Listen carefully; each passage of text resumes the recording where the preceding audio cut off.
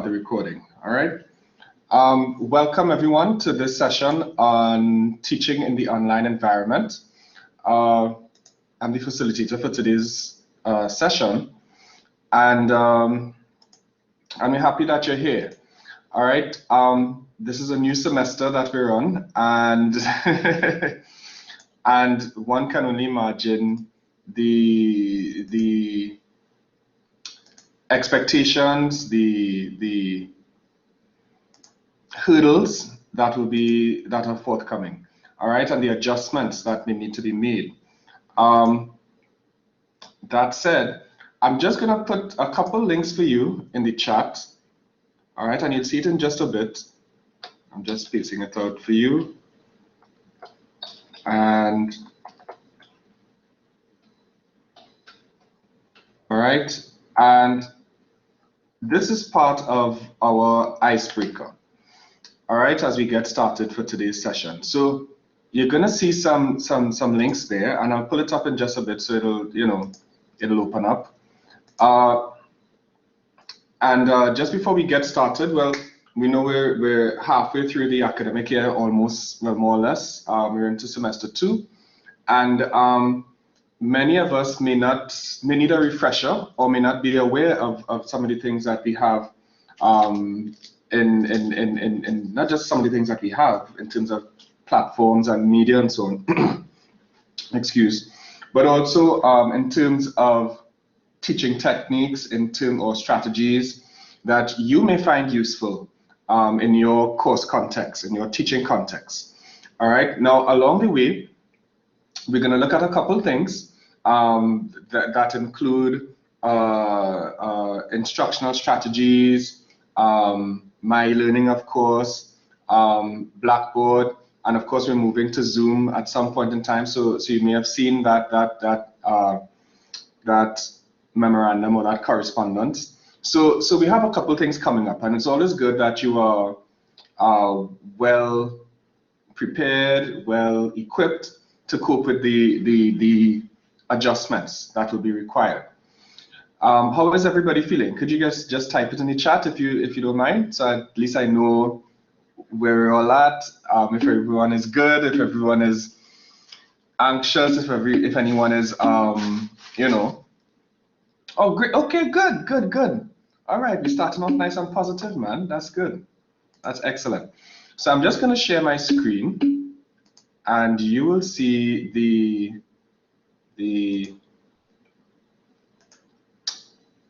it should pop up on your end in just a sec. Let me just bring it up.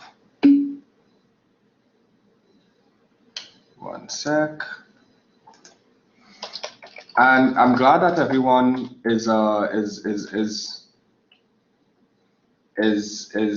positive, because it could be a bit of a challenge, yeah, but that's okay. That's okay.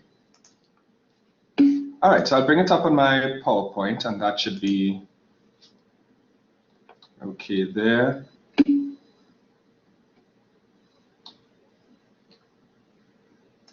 One sec. Just getting some difficulties here. So let's.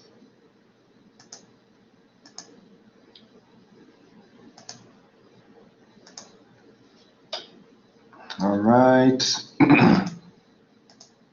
Okay, good. So can you let me know if you're seeing my screen? You should see it in a.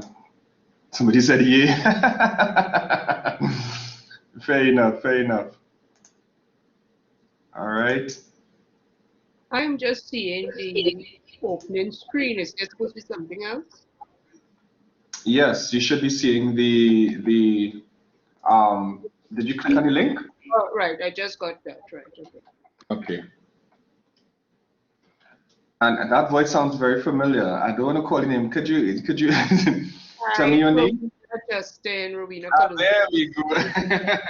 How have you been, Rowena? I'm just doing a refresher. Great, and that's always good. That's always good. So let's get straight into it. So the first question, has your technology use changed between pre-COVID and now?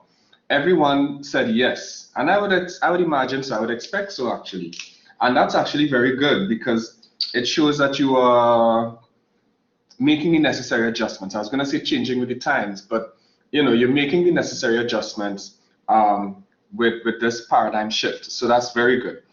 Next question: what technology tools have you used in your teaching practice or educational context prior to COVID-19, the pandemic? So email, right? Many persons may have corresponded with their students via email, facilitated assignment submissions via email, and we know how tedious or confusing that may be, right? Games, okay. PowerPoint, email, WhatsApp. I like that. I don't know who said it, but WhatsApp. That's actually a very good tool that you can use to engage your students, even in an informal way, especially now that teaching and learning is largely remote right now. So that's very good. Zoom, right? And so that's good. So you should be fully prepared, well, somewhat prepared when we move to Zoom fully. Polls, quizzes, games, Padlet, Zoom, good. And we will look at Padlet very briefly in this session, depending on how many persons are familiar with it. Kahoot, good. So you use games and so on, right? Very nice. And now this session is going to take a very dynamic. I don't want to say informal, but it's kind of that approach that we want to use. So based on the responses, of course, that we see along the way, I will adjust to suit. All right. So YouTube videos, Kahoot, Padlet, Quizlet, Skype, etc. I think I know who that is. I don't know if that's Rowena. Rowena, you're bringing back some memories there. Just say. Good. All right. So let's go to the next. That wasn't me, Justin, but just to say, I do use all those things, but to me, we started using them during COVID and prior. Right. So I'm glad that you put that in perspective. LinkedIn. Okay, good. And how do you relate? And just so for the sake of everyone here, could the person who said Zoom, LinkedIn, and Facebook, how do you use LinkedIn in your educational context? I use LinkedIn. This is Candace Bradford. I've been teaching since 1998. So it's nice to see all of us move into the online space, before we had UWISTA and other top class and other various things. LinkedIn, I used to build a community. I like to keep in touch with both my past students and my present students. I find the interaction between them is useful because they can see where they are headed, So I like to share the successes of students who have already gone through my course with others that I'm teaching or that I've taught already, as a way for them to take the material seriously. Facebook, what I did, I offered some free lectures during the lockdown, basically because I had I needed something to do, and my daughter was not with me. So I went live on Facebook at 2:00 every day, every week for like 6 weeks, and I did some free entrepreneurship training. So that is it in a nutshell. And then you can't avoid Zoom, right? So I use Zoom as well. Yeah, as you go to, right? Okay, good. Very nicely done. I like that, and I like that I like where you're thinking. That you're trying to create a community, and that's kind of the part of well, I guess persons like Rowena and Colicia and so on would know. That's in keeping with the theme, not the theme, sorry, the theory or the framework of connectivism, and that's really 21st century teaching and learning. So it's all about networking, connecting, as it probably self-explanatory, and building on knowledge and so on through those means, and of course the technological interface. So that's good. So nicely done. Any questions thus far that anyone may have with regard to this, to what was just said?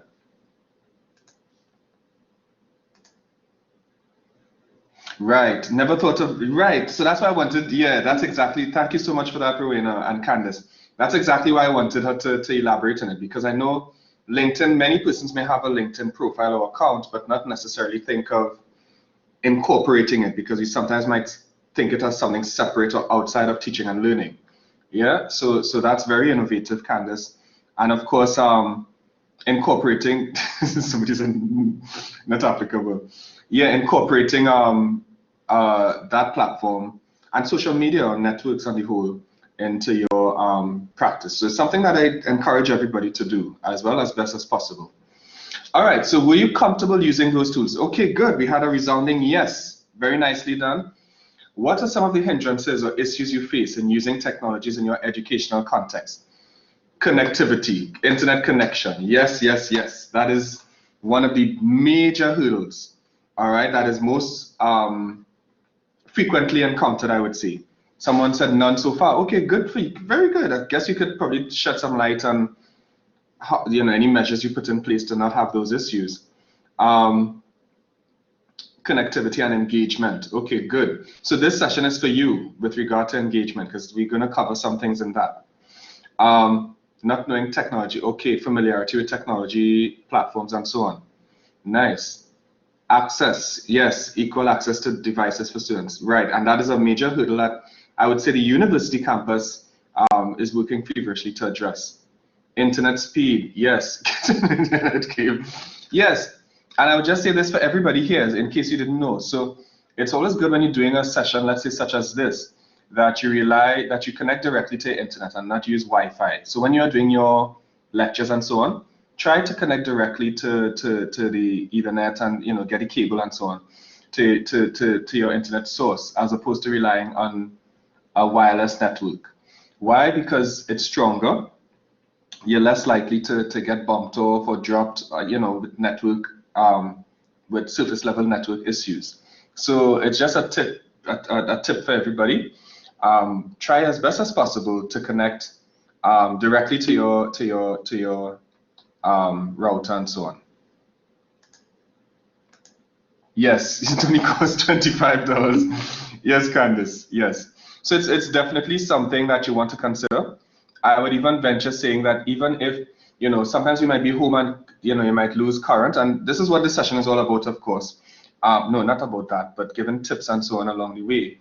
I'm trying to take more of a modeling approach or strategy here. So you're going to learn by seeing and doing and that sort of thing. But I was going to say that, you might also want to consider investing in a, what you call it? It just skipped my mind, but the something that would a power source, like a power source. There you go. Yes, yes. Yeah. A generator. You can get a mini generator. They used to have them at price. They still do, actually. So that's what I was actually going to refer to, and it just went blank there. But that would help in the event that, let's say, you lose power or current overall, let's say in your neighborhood or whatnot. It's a good thing to have, so at least you have power to the current to continue your session, at least for 2-3 hours, depending on how much power is used. So it's something you might want to consider and maybe invest in. If you know that you want to go forward or continue online teaching and learning, even when you're doing your presentations virtually and so on, you want to consider investing in one of those. All right. Monitoring academic dishonesty. Yes, that is definitely a major consideration. Ethics, I would say.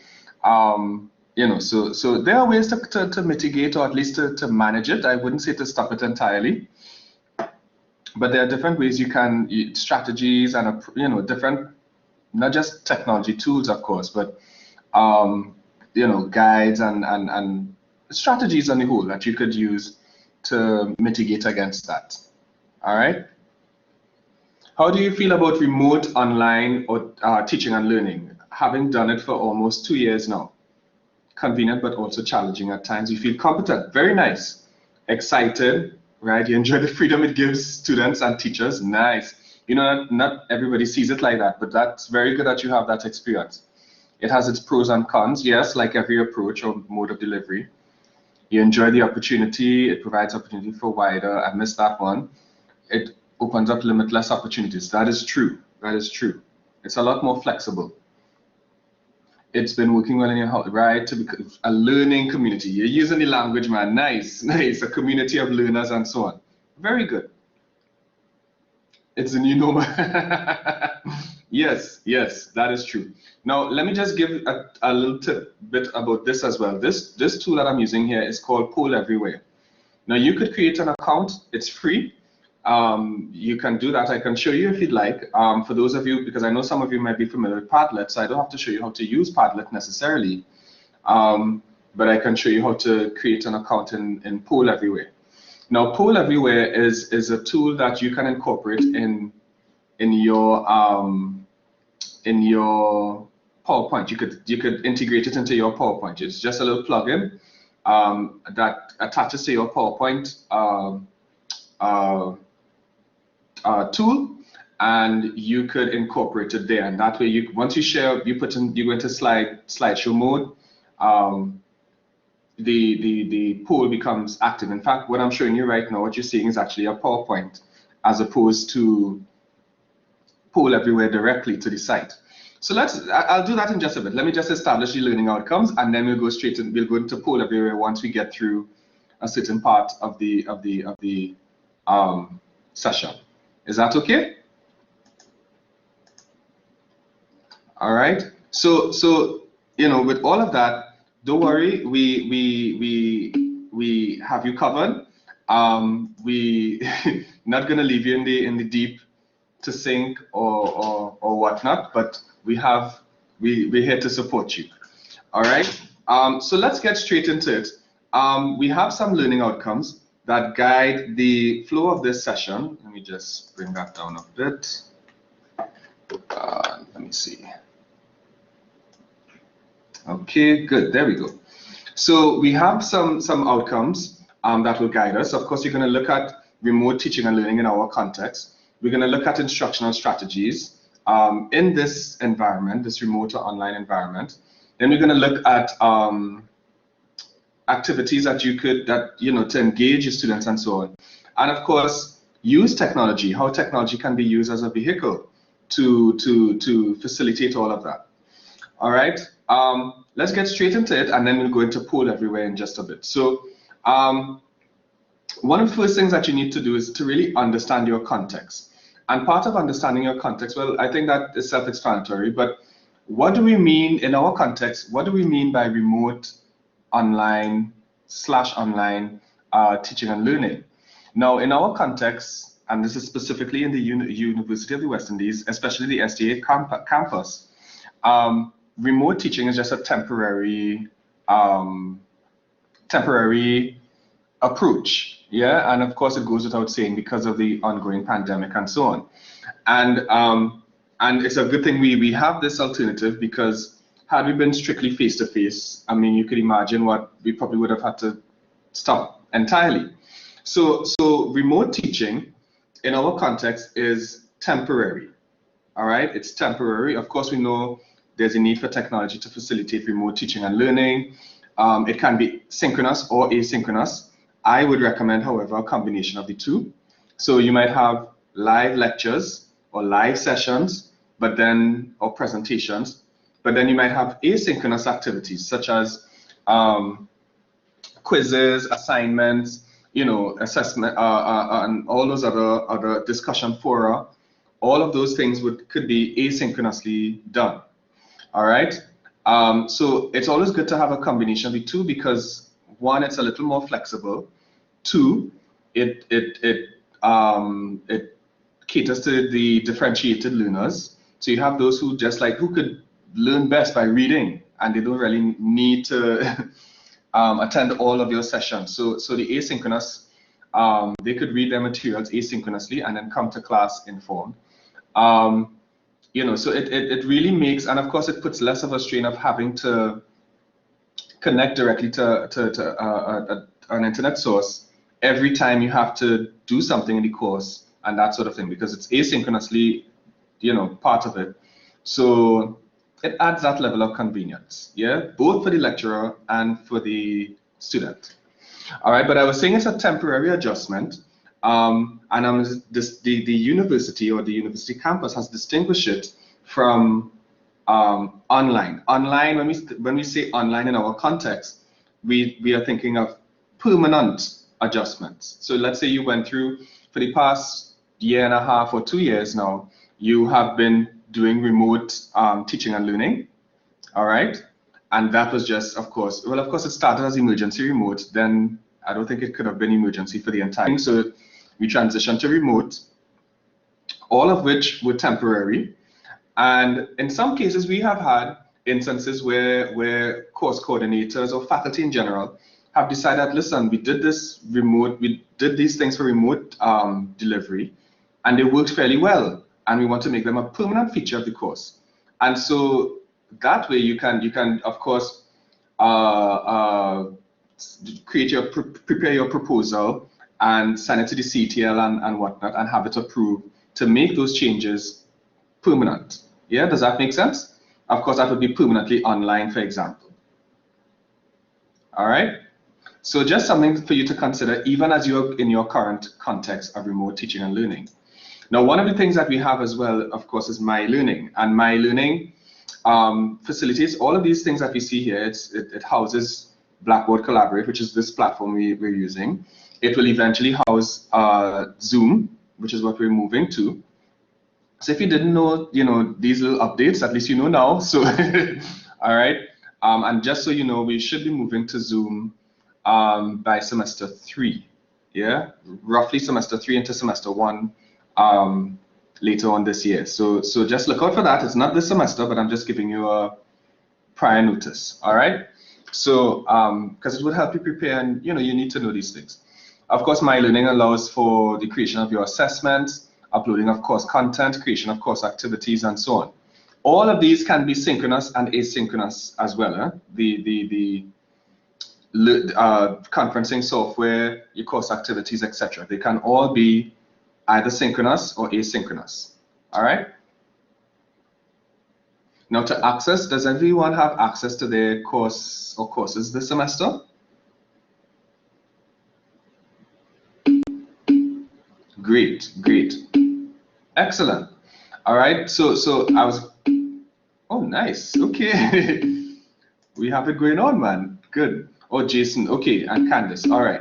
Not a problem. So what I'm going to do is post a link in the chat. Now, this is the link you want to use to access your, now all of the courses are in myeLearning. They're existing. All right. But what you would need is to request the enrollment keys. So really, it probably means that your students are enrolled in your courses already because they register through Banner. But you may not have access to your course just yet because you would need the course enrollment keys. All right. So that link there is just a very short guide, very short guide in helping you access those enrollment keys, and so you can get your courses up and running as soon as possible. All right, so I just pasted it. I just posted it in the link in the chat, so you could and you definitely want to hold on to that user guide, that manual, so it because it's something that you would have to do every semester. Basically, the main change is that you don't have to wait, and I think that's why so many persons have access to their courses now. You don't have to wait for the rest of the team to issue your enrollment keys. You can do it independently. It's a more self-service option. And I recommend that you capitalize on it because it makes it more efficient. And you would have seen in our TTT posts, Tuesday teaching tips that we sent out on Tuesday, that of course also providing you with this information among other things. All right, so keep that in mind. So as we move further along, yes, Rowena? Right. Justin, I accessed my enrollment keys already, but isn't it that you have to go through Microsoft Outlook? Right. You would need to have, of course. Okay. So good point, Rowena. Thank you so much for that. So a couple of things that you would need, and I think Calicia said the same thing as well. Something similarly important. You would need to have your contract. you would a valid current contract, university UE contract, and by extension, of course, that would enable your access to Outlook. Now, if you don't have Outlook set up, you can easily send an email to servicedesk@sta.uwi.edu. I have it at the end of the presentation, but I'll put it here as well. servicedesk@sta.uwi.edu. All right. You may also send it to myeLearning at sta.uwi.edu. All right. So either one will work, and but I think for Outlook specifically, you want to send it to servicedesk@sta.uwi.edu because that is a little broader. So you'll get the technicians and the other tech reps to sort out that as well. Yes, Genevieve? Go ahead. Justin. I hope I pronounced your name correctly. Again, I know I always tend to, but go ahead. Yes. You have. Can you hear me? Okay. Yes. I'm not specifically in relation to this, but in terms of accessing the course, like in my department, we have instances where you have OJTs. So they are not UE, they don't have a UE contract, they have an OJT contract, but they are tutors. In terms and so on, would you suggest sharing the course keys with them so that they can access to assist with the teaching material and so on? Right. So good question. Thank you so much for that. That would have been really good in an ideal environment. But one of the things that you see it would create a problem because remember, part of this is it requires you to have a myeLearning account. So not everyone who has an Outlook account may have a myeLearning account. So and for that reason, you would need the UE contract. So it's just a matter of security for them, for the university, in ensuring that their platforms are not compromised in any way. Now, you may consider if it's an OJT, it's very much possible, and it has been done in the past, for you to request that this particular OJT have some sort of access in myeLearning. It doesn't have to be an elevated access by any means. I'm just saying that if you want your OJT, for example, to be able to assist in your courses, then of course, then you would probably have to write to HR, HR and SITS, again using the same service desk email address I just sent, to have that facilitated. Yeah. And like I said, of course, in a case like no problem at all. In a case like that, it would not be necessary that the person has elevated access, like a teacher access, to say, well, because remember, with the OJT configuration, they are employed by the government and not so much the university. You get what I'm saying, right? So they would make provisions where necessary, and but those are the best persons or teams to get in contact with. Yeah. Okay. But good question, very good question. All right, so and now part of making the adjustments that we mentioned earlier, and even when you are, you have your course content and assessments and so on, you want to make sure that there's alignment. All right, and alignment, I guess I could let Rowena elaborate on it. Rowena went through CUTL very successfully, and she's also housed in the School of Education. So Rowena, do you mind elaborating on this, please?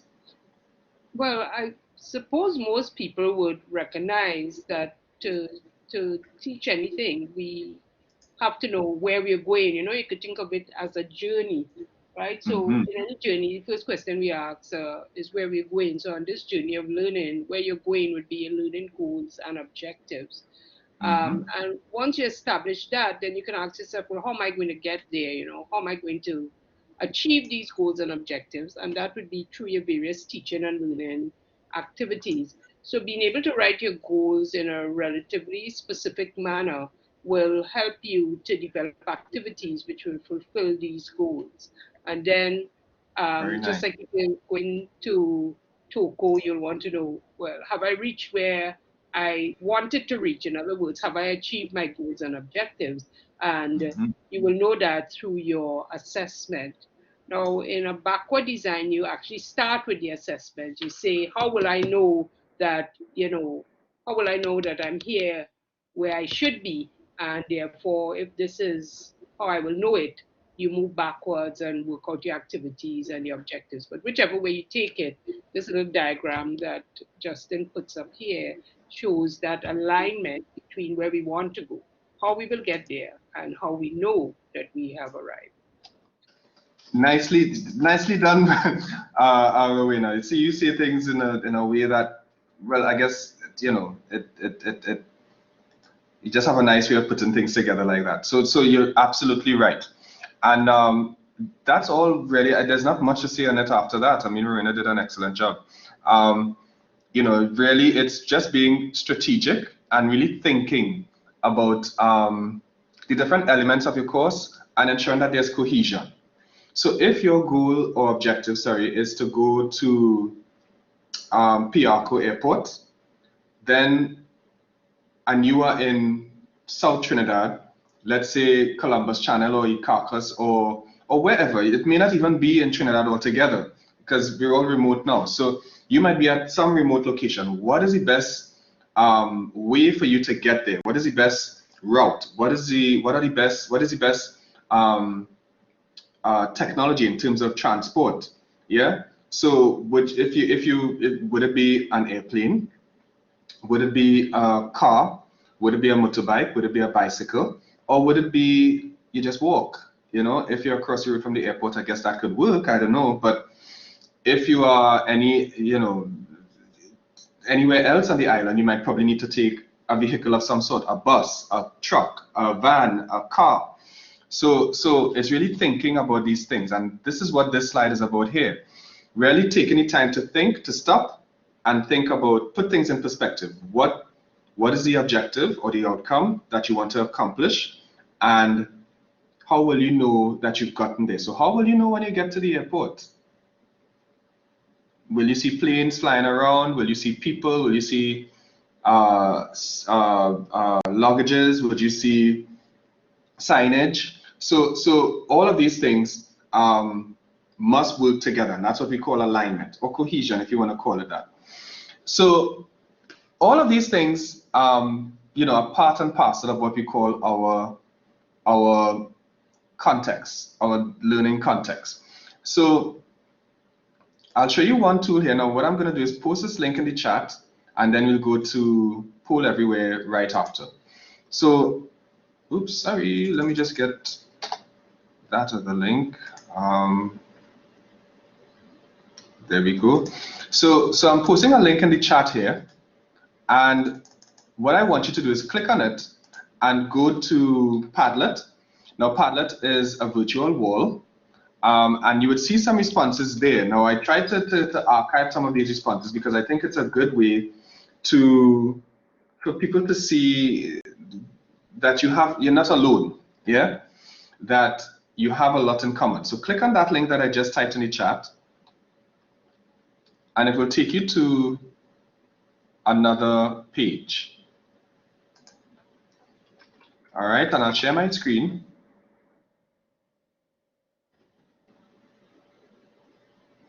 And you will see, so we have some persons typing. So to add to this poll, sorry, not this poll, sorry, this wall, I want you to double click anywhere on the slide, anywhere on the page, sorry. And you're going to tell us what you're learning, your learner content, how you would describe your learners. Yeah?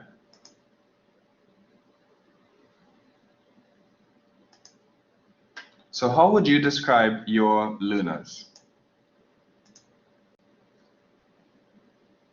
Are they adolescents? Are they young adults, mature students even? Are they working as an employed? Do they have, what perceptions they might come with.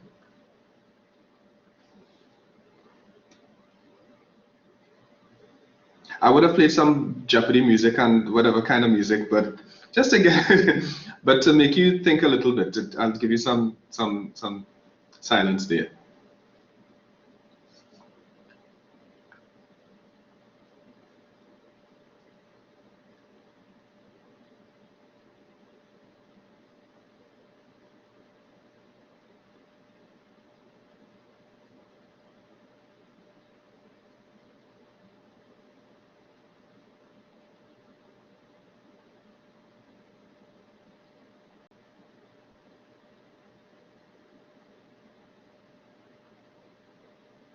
Nice. So we have some responses.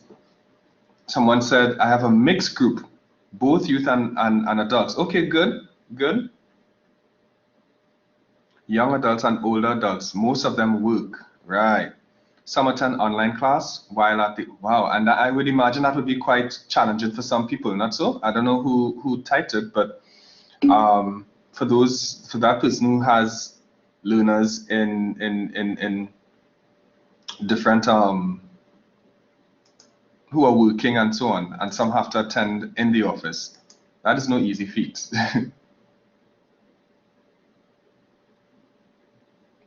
Yes, Darren.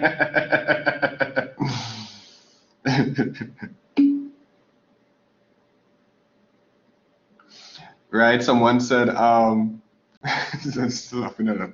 Someone said, a diverse group of working students who are oh wow, that is, I like that. I don't know who may have typed that, but could you elaborate on that? Who may be apprehensive about the subject matter? Could you elaborate on that? Apprehensive about the subject matter. Is it that they have preconceived notions about the subject matter? Oh, no problem, Nicholas. I'll repost it. Oh, okay. Yes. And I'm saying yes because, and those in the chat who may have been in other sessions with me, you know, maths is was never my favorite subject, but okay, I could relate to that. All right, they're very apprehensive of the subject matter. Yes.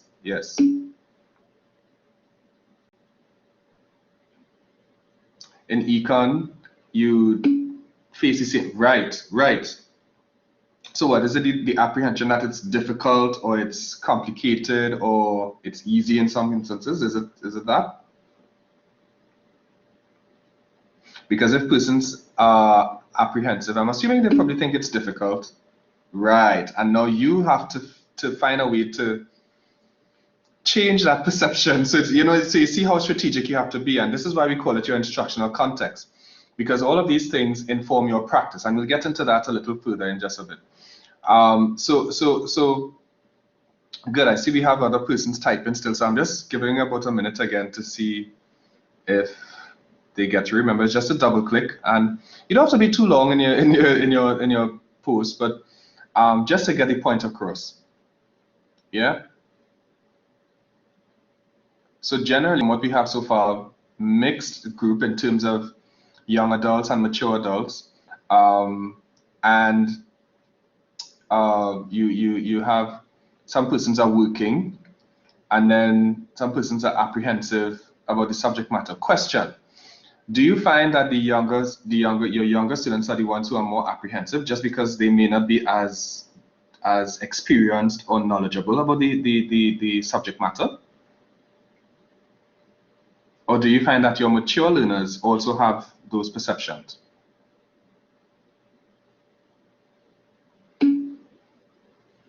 Right, okay, good. That's quite interesting.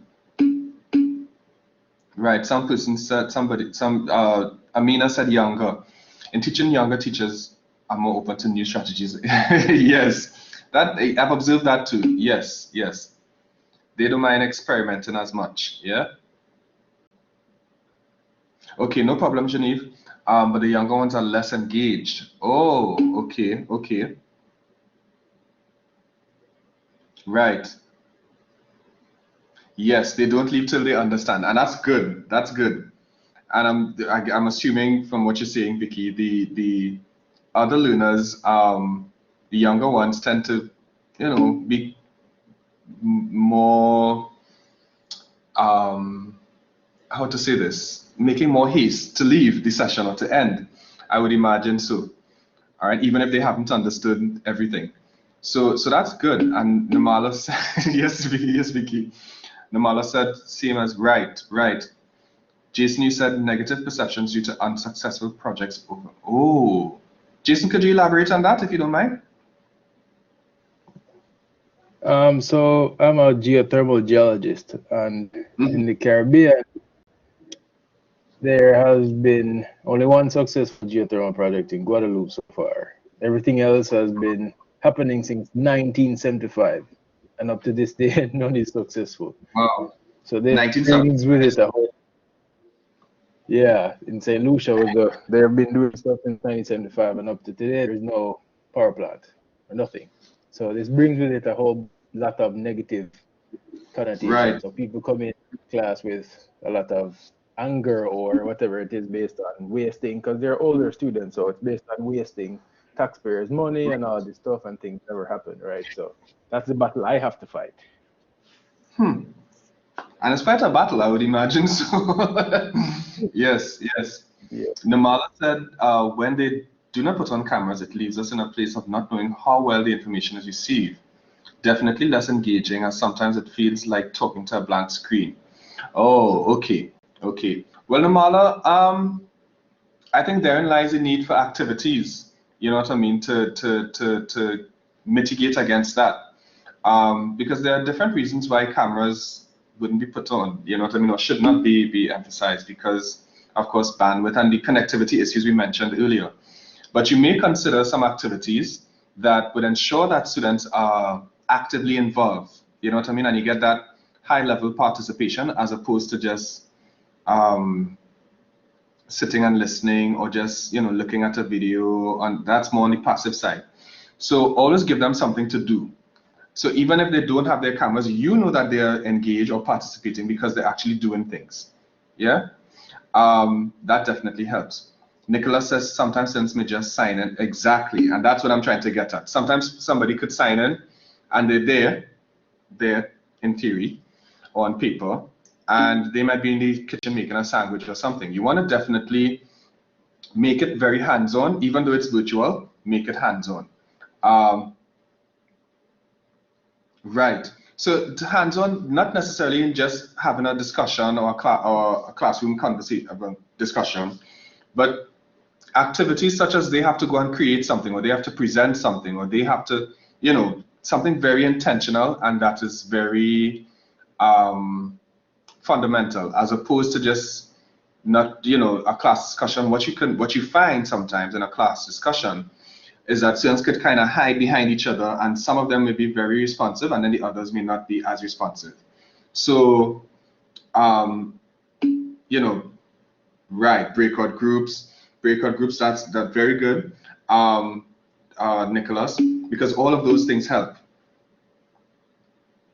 Exactly, and that's what we're all about in this particular session. So and polls work better. And this is why, and this is a nice segue, thank you so much for that, Judy. A nice segue into poll everywhere. So you have Padlet. So let's say, for example, this activity that we're doing here, where they have to go and post on a wall, such as this. You can create a Padlet and have students reply in a synchronous way. And it can even go asynchronously, because you could take the same Padlet and embed it into your course site, your myeLearning course site. And I can show you maybe closer to the end of the session how to do that, or what it looks like at least.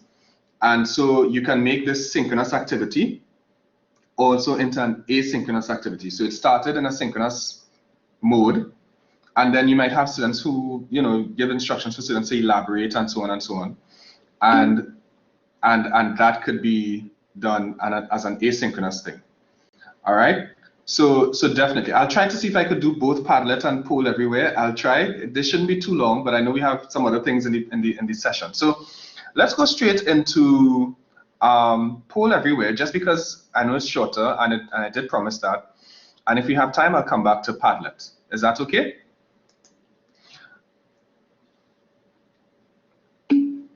Okay, great.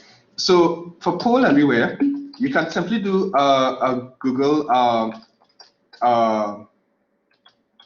search for Poll Everywhere, or you can click on this link, polleverywhere.com. polleverywhere.com.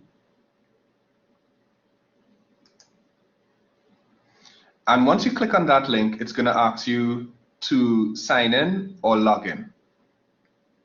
All right. Now, in this case, since you don't have an account, you're going to have to sign in. Yeah. So I'm going to show you my page so you could follow as well. Okay.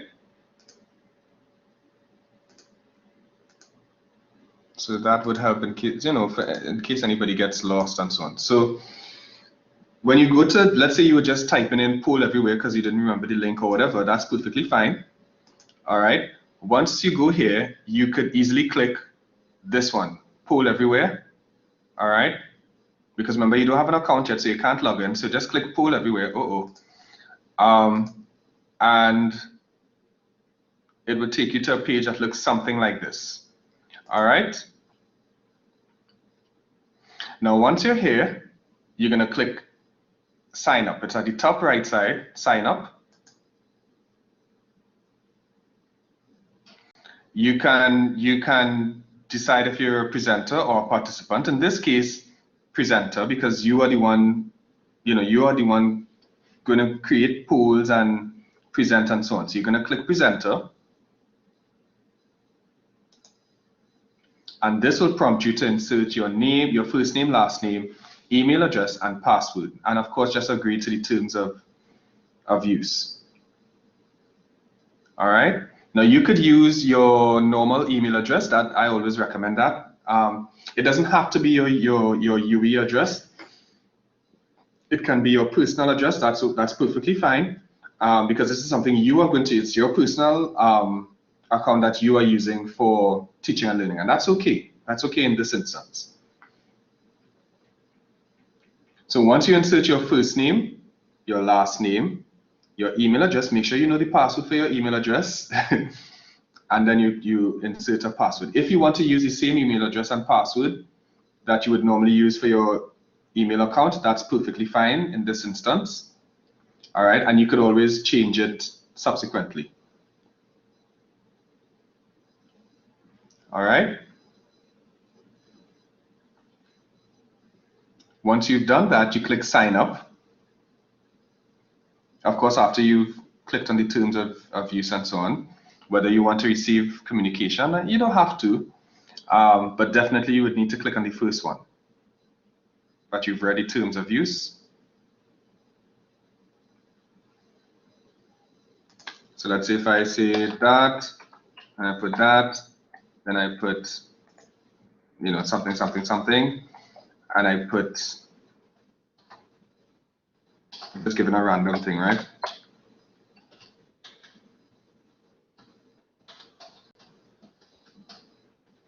All right, and you give a password.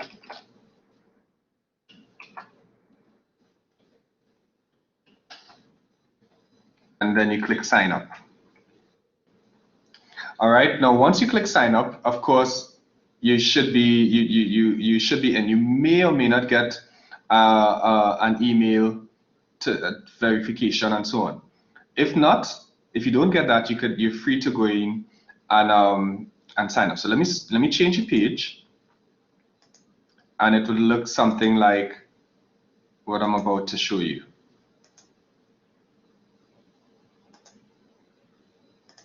So it's not this. I'm going to the next tab. So it will look something like this. All right, you sign in, and you're going to see a page. In this case, you may not have many, you wouldn't have polls and so on created yet, and that's perfectly fine. But what you definitely, it'll be a page that looks something like this. Is everyone on a page once you've signed in? Is everyone on a page that looks something like this, where you would see your something with your name or whatever, you know, at the top right side here, depending on what you use to sign in? Great. Then, you know, I went ahead and they asked you what you wanted to start creating. So I clicked the multiple choice and they put me into a multiple choice stuff already. I suppose I could just click the home box. Yes, yes. Right, I'm in the home box. Right, and that's perfectly fine. That's perfectly fine. Right. So once you have that, all you have to do is, you would see this plus sign and activity here. You could click on that, or in my case, because I have been using this for quite some time, you might go to activities. So if you don't see this button, go to activities. You could definitely click on the plus activity. So in this case, let's click plus activity. And this is just what you call it, a poll that they would have right there, but you don't have to do that. So I think this is what you were referring to, Rowena, where the first on the list is multiple choice. Now you don't have to select multiple choice. You have like a word cloud, you have a Q&A, you have you know, a competition. So for example, and Rowena, I don't know if I showed you guys how to do this in Kotlin, but the competition is what I would use when we had our recap and, you know, some of the other activities we had there. In the icebreaker earlier today, I use multiple choice and open-ended, so you get qualitative and quantitative responses. Yeah. So in a case like this, I think I just heard someone. Right. I'm just looking at the chat. So you find it starts to give trouble. Good. And then I mean, that's not good, but I mean, that's a good question. What you want to do, Genevieve, is make sure that you are connected directly to your internet router and so on. You use the Ethernet cable, and that way, because it is likely that what may have caused that situation is the internet connection, right? That may not be as strong to take all of, you know, multiple pages and so on, or it may be your device, right? So for example, this device that I'm on is limited in space and so on right now. Now, even though I'm connected directly to the internet, so you would find either one of those things may have been causing that situation. So if you want to try it, take my tip that I mentioned earlier. Try it connecting directly to the internet instead of through an Ethernet cable, as opposed to relying on a Wi-Fi network. Yes, go ahead. In terms of the, I don't know if you got my first part. I said thank you for clarifying, but I'm just wondering how it affects, how it affects the students, because I find like if I do breakout groups or I venture off to do a YouTube, or I start sharing other documents like within screen share, but mainly when I do a breakout group and I come back, I don't know if, remember, students are also using different devices. So I don't know if it impacts them. So sometimes you find when you come back, students may be telling you they missed a whole set of what took place because it's constantly buffering. So I don't know if it's the platform and the variety of users and devices and whatnot. So it's not just me that's affected. So I'm just wondering, you know, what options there are to kind of remedy that. Right. So good question as well. Two things. If it's buffering or giving problems on your end, students are probably going to say that they didn't see it because they didn't, you know, it was kind of sticking as well. Now it could be on your end and it could be on their end, but it's more likely to be on your end because remember, your network is the one that's playing the video. They are just viewing the screen. In the case of sharing a YouTube video or whatnot. So what I recommend is perhaps you may consider this, that you share the link in the chat. Let's say it's a YouTube video you share the link in the chat, and that way you build that time into your instruction. You give them 5 minutes or however long the video is, and then they come back and they talk about it. Yeah, so that would definitely help. If now what I try to do as well in a case like that, I would normally put them in groups. So if one person has difficulty, whether it's online or device or whatever, hardware or software, other persons in the group could who may have a stronger connection or a better device, may be able to summarize, and then they could come with some points that they need to, depending on the way you design your instruction and so on. All right, so there are different ways that you may consider some of those avenues that I just mentioned. Yeah. All right, so Vicky, depending on the free account has a limit. This limit works for me because remember, a poll is something that is very quick and to the point. It's not an exam, it's not a quiz. So polls are something that you don't want to leave for long. So even if you have, I think it wasn't a limit of 40, I think it's a little more than that. But even so, you want to definitely, you don't want like a whole limit of 300, for example. Even though that's possible in the paid account, you wouldn't have need for 300 persons to respond at the same time. All right, because remember, in a case like this, you're using it for your synchronous instruction, so to speak. All right, so good questions. So once you're in a page like this, let me just get back to that. You're going to select the question that you want. In this case, it could be a multiple choice, and you just put in the STEM, all right, or the prompt. Sorry. So, well, STEM in this case. So let's say you could type in your question one time. So let me use this one.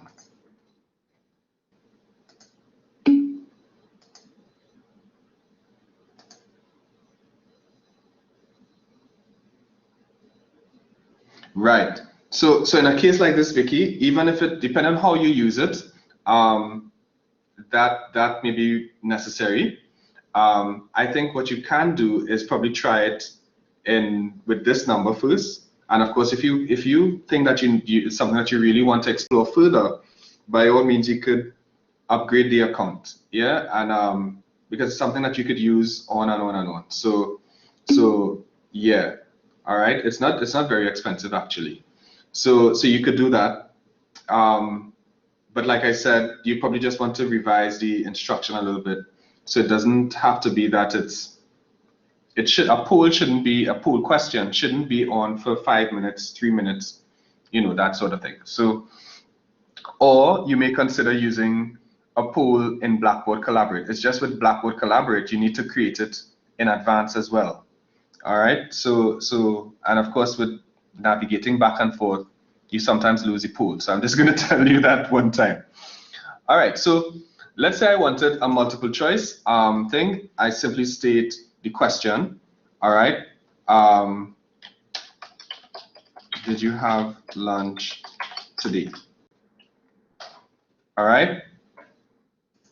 I could say yes. Or maybe I should choose another question. Let's choose something. What is the name of this session?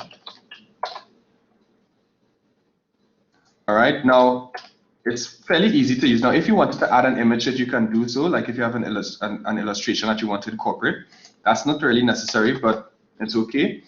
And you could do that for the options as well. So, is it this?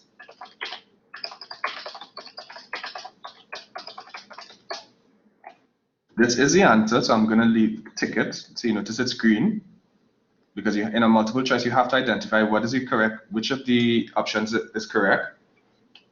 Then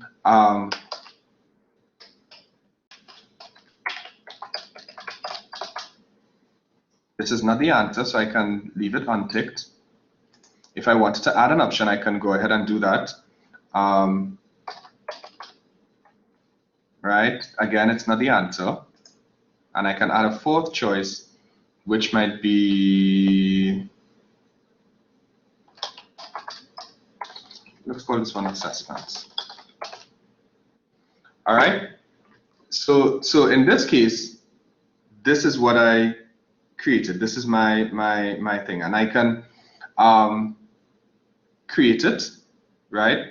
Or I can add another activity. All right. If I create it, then it stays as is, and this is what it looks like. All right. Now, so is everyone, so far you created your question and so on? Are we supposed to be actually doing one? Oh, I was showing you, and I was hoping that you were doing it while I was showing you. Okay. Yeah, I didn't want it to be a passive experience. Right. So let me see. Okay, Darren is doing it very good, Darren. So I'm going back a bit, or I probably may have lost my activity. That's okay.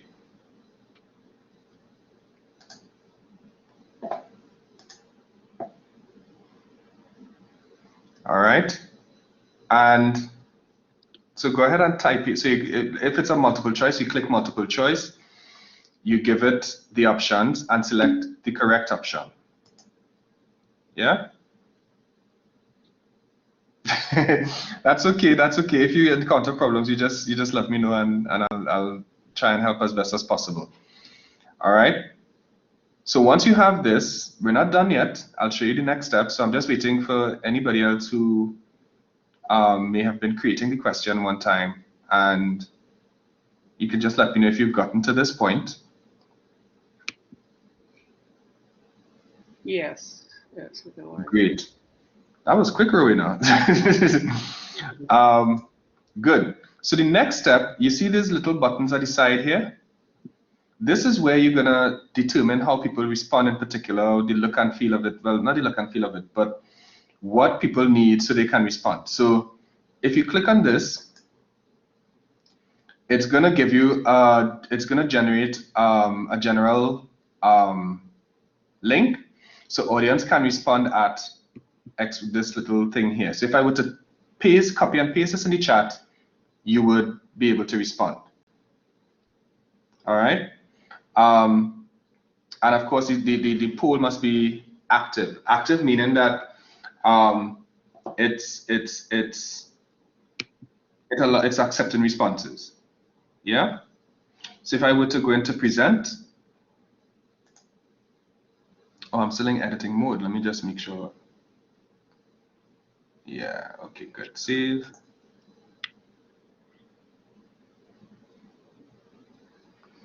And you would see this little button right here. This is just to activate the poll. Now it's already active, so I don't have to worry too much about that. But if I were to present it, it would look something like this.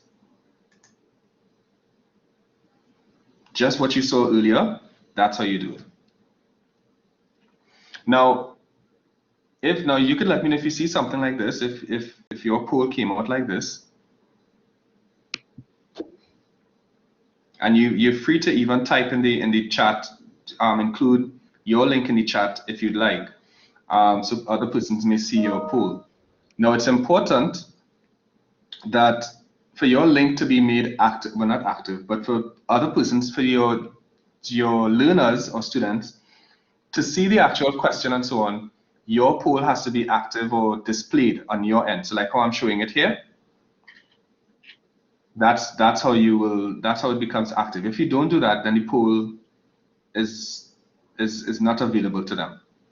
Yeah.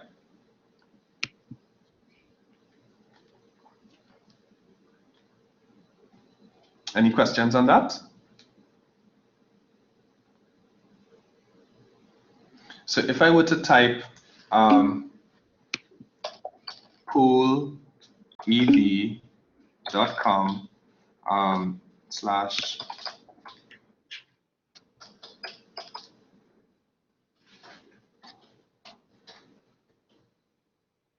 / Oh, good. Amina has one there. So good. Thank you so much for that, Amina. And I'm sure Amina has, right, so it's saying activity unavailable. So Amina, you have to bring it up like displayed, like how I have it here. So you could go into present, and the present button is at the top right side. And great, I saw some people are responding to my poll as well, teaching in the online environment. So you see how it works, right? So Amina, once you go into present, I'll refresh my page to see if I see it. No, not yet. Okay, great. So it's on your side, right? So, oh, I'm still not seeing it.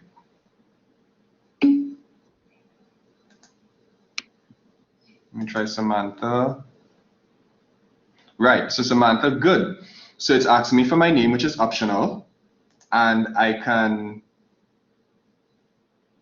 you can respond once. Foods. What type of food is an apple? What type of food? Right. So is it that?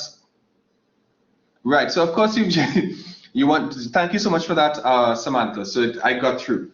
But of course you want to,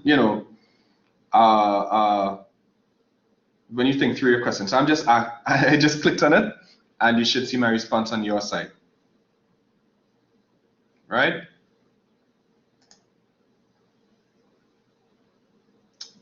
Somebody okay, I saw it. Thanks. Right. So anytime you're you'll know it's live when you see the little results moving as well, like what you see on my page. All right. And that's a way of security. So nobody could take your link or whatnot and send it to somebody and use your poll, because you have to enable the poll. You have to put it in present it like this and so on, which is tied to your account. You could only do that from your account. Yeah. So that sort of covers poll everywhere. Now, but one more thing. Just in one thing, I got this, right? It's coming up like that, but how do I get the link? Because it's not allowing me to copy it. Is it in the, right. Is it the link is in the menu bar? That's what I'm copying. Right, good question. So the link, let me come out of this. So the link, when you go to this page right here, so you come out of presentation mode and you go to how people can respond. But how we come out of presentation mode? Just click escape. Yeah, just click escape on your keyboard and it should take you back to this page. Yeah? You didn't get it? So let me demonstrate again. So I'm clicking present and the poll comes up. And look at here, press escape to exit full screen. So I click escape and it came back to small version. You didn't get that? Where am I, boy? You can describe your page and I'll guide you from there. Oh, well, there's at the upper right hand, there's share visual settings, activate, present, and then we know that there's configure, test, and send. So is it that I go back to configure? Right. So that's what I was going to say. So click on configure. Right. These are three options you have here, and you would see audience can respond at X, Y, and Z. Right. Well, this poll everywhere link. All right. Right. And that's basically it. So when you paste that into a chat or whatnot, now there are different ways you could do it, but when you paste that, it allows for persons to access it. Now it only opens up, when you are presenting your poll. If it's not presented, then it wouldn't open up on their end. Oh, I see what it is. Right. So Judy's opened up, nice. And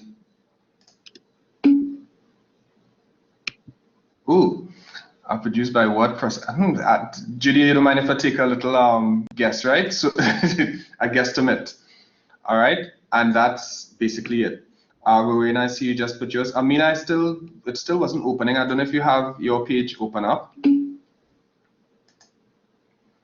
Could you check again? Because I think I pasted it again. I think that second one that I pasted above Judy's might work. I'm not sure. Right.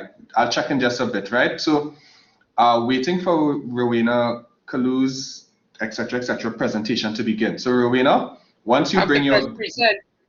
Yeah, again. exactly. Yes. So when you do that, let me know and I'll refresh my page. All right.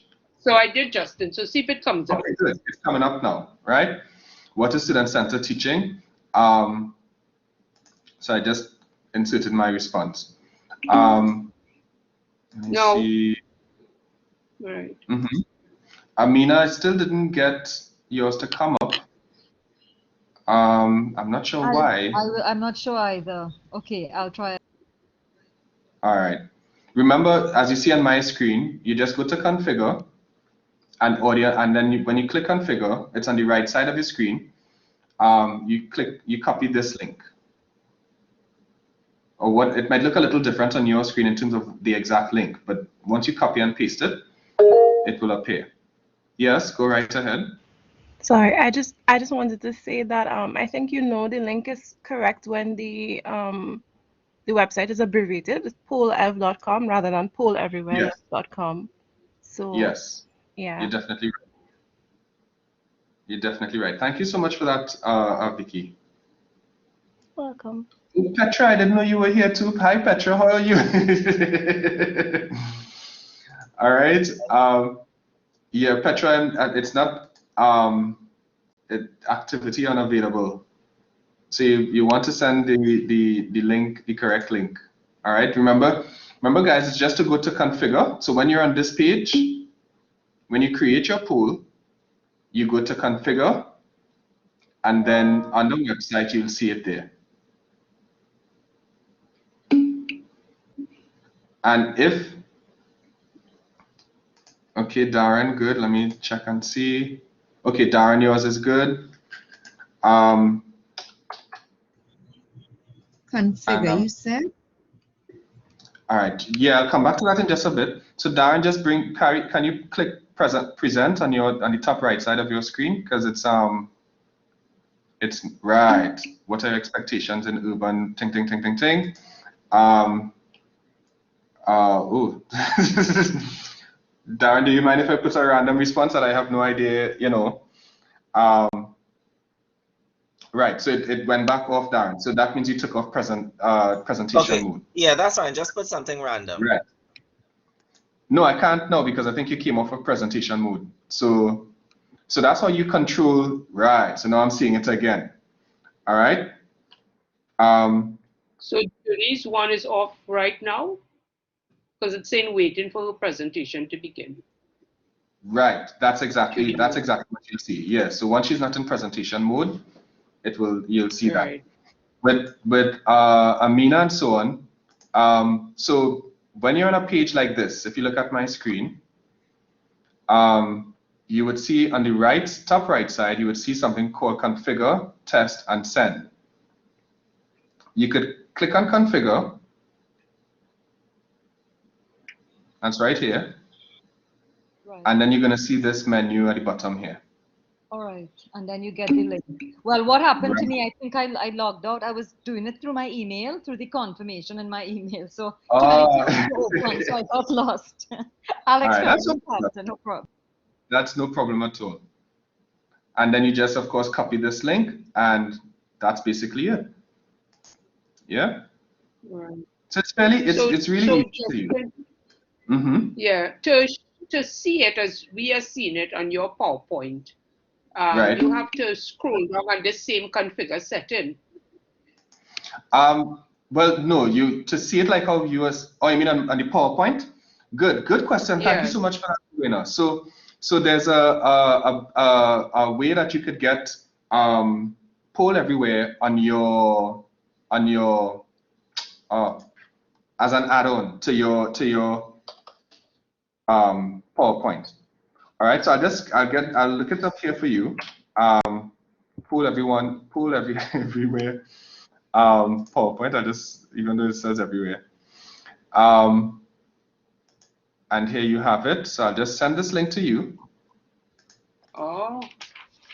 I'll send it to you. That's okay, and it'll give you the guideline, the process to make it happen. Now let me go and see if I could get a more direct thing. All right, and the same thing. If not, I can also give you this as well, a link to the thing. So if I open this, and you don't have to pay for it, but you could download it, as you see here, and it will make it available for you. So wherever you present, once you have Poll Everywhere downloaded on your device, and it will come up, and I'll go to my PowerPoint and show you what it looks like. So you don't necessarily have to have two separate pages, you know, between Poll Everywhere and Blackboard Collaborate, or whatever, you know, platform you're using. So if I go to my PowerPoint, so you're seeing my basic PowerPoint here, and you will see that I have Poll Everywhere up here. Can you see that? Yes. Yes, we Right. can. So that's because it's been integrated. I downloaded it and then integrated it into, and it's a very, very simple, it doesn't even take 5 minutes. So once I click here, now this is linked directly to my, well, once a person logs in this case me, then I can create activities from here, I can edit, I can do all of the needful. So what you saw just now, when you were doing the poll, the icebreaker, it was really from this PowerPoint. I didn't even go to Poll Everywhere directly, right? So you see my account, you see the settings, etc., and it's tied directly to Poll Everywhere. Yes, Samantha? I'm sorry, I missed that. Did you download Poll Everywhere to your computer and it came up there? I feel a little lost. Yes, yes. So I went to, I'll just send the link. So you'll see the link that I'm referring to. Just one sec, let me get it for you.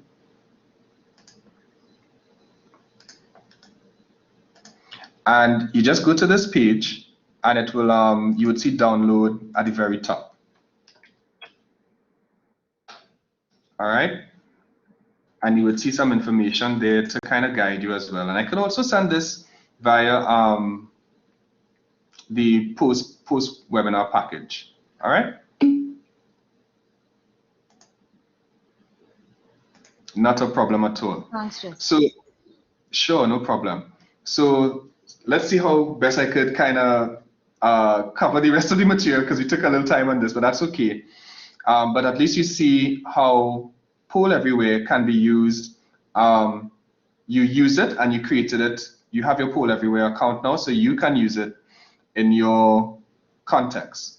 All right, so we went through things such as, I'm just going to recap and sort of gloss over certain things so we could move along a little further.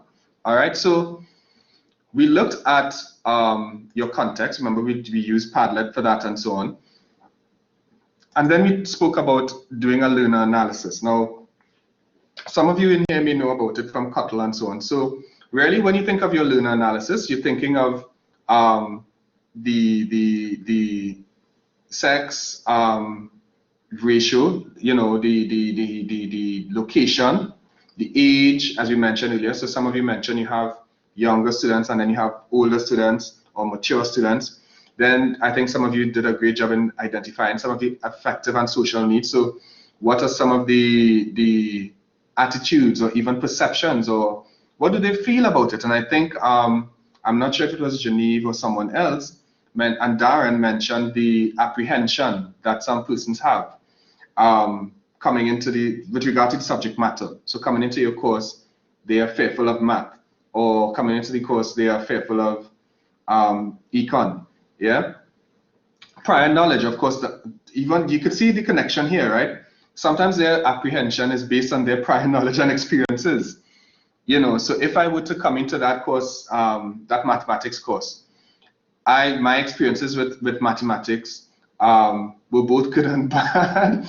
So I might have certain apprehensions where applicable or where relevant.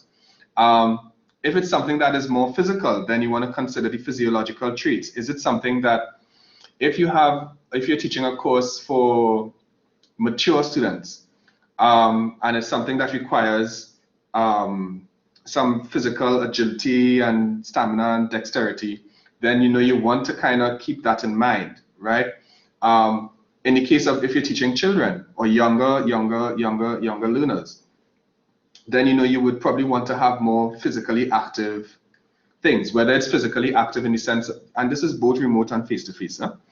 That sort of thing. If it's a demonstrative approach you want to take, all of those things, where students turn on their cameras and demonstrate how to do, a physical procedure. So all of that is part and parcel of what your learner analysis is all about, or your instructional context. And the reason you're doing this is because it will help you be more targeted in the instructional strategies and methods and so on that you incorporate. So once you know who your learners are, you know how to target them. So for example, let me give a general example. So I love dogs. So your dog might be sensitive. Let's give a general example. Your dog might be sensitive to, whatever the case is, or your pet may have been abused prior to coming to you. So all of those things would inform how you treat with that pet. If the pet had certain ailments, if the pet had certain experiences with abuse and so on, then you're not going to rough up the pet and beat the pet and all that kind of thing. You're going to treat it accordingly. So that is in like manner, your students are coming in with preconceived notions. So you're not just going to go straight into the deep, show them the hardest thing in the course and they get turned off. No, you want to kind of start by changing some of those perceptions. Yeah. And there are different ways you can do that. You could do it through an introductory activity. You can do it through a discussion, a class discussion. And all of these things would function as what we call a sort of diagnostic or needs assessment. All right. So you might, of course, get some of this information from Banner in terms of how, the biodata, so to speak. But then you might also use an introductory activity to find out what students actually know, what are some of their prior knowledge or expertise. So for example, Darren, how do you know that students come into your course with certain preconceived notions? They make it very clear. There's no guessing. There's no guessing. No. So is it that they make it clear, like they verbalize it, or? Oh yeah, they verbalize it. They verbalize it. I don't like maths, period. First statement. I don't like maths. That's it. we don't have to guess. You don't have to guess. So they're very clear about that. I like that. Right? And from that, so in your case, I guess it would be a sort of part and parcel of a class discussion or some forum that they feel comfortable to voice that opinion. All right. I try to decompose it first and then build it back up. So I have to decompose the whole thing, go back down to the basics, start with the words, and then build up. So right. So you find that has been successful for you, no? Yes, but it's not. I don't think it's the ideal situation for this level, but it is what it is, Right. In some instances, and it may not be necessarily. Let me just say this, right? I think the students are already victims of a poorly developed curriculum at the secondary school level. So I try to understand. Yeah, definitely. And that goes to what I was saying earlier, their prior knowledge and experience. So you see where it's all connected. So by the time you get your students, they already have sometimes a host of bad experiences or not so healthy experiences that have shaped their approach or their perceptions or their, you know, habits as it pertains to your course or subject area. You know, so you are now tasked with not just changing those perceptions, but also and that's really taking them from where they are to where they need to be. So you know, it could seem as an arduous task, but somebody has to do it, you know. But the sooner they come to a liking of your course or your subject area and whatnot, and it becomes fun to them, even if they find it, even if it's somewhat complicated, if it's fun, if it's a fun learning experience, they're usually able to deal with it. You know what I mean? And so so yeah, so you definitely want to take into consideration some of these things here that would inform what we call your instructional context. And of course, all of this would inform different aspects of your instructional design. So how quickly do you go through your lesson or your curriculum? How do you take your time? So if it's something that requires a lot of formulae and is very complicated, you must have an appropriate pace. You're not going to just gloss over the thing and say, okay, read the text and that's it. No. Then you might want to consider feedback, and you know, the kinds of activities that you incorporate in there might probably be more hands-on because it's mathematics. So as opposed to just, you know, summarize something. So all of these things, I hope you get in the point that your instructional context informs your instructional design. Yeah? And your instructional context is informed by the characteristics of your learners. Yeah? And when you understand your learners, then you know how to engage your learners. And Schlechte came up with a range or a continuum of engagement. And really, Schlechte said that engagement is an active process. You can't be engaged and just sit listening. You have to be not just in attendance, but also attentive. Yeah. And as you see here, the different levels of engagement. We really want to have high engagement and high attention and high commitment. And this is what I was referring to earlier, Darren, where I said that even if the content is hard, right, the students will still be motivated, because we know motivation is a big part of the teaching and learning process. But the motivation is so much that students can step up to the table and rise to the occasion, so to speak, even though it's hard.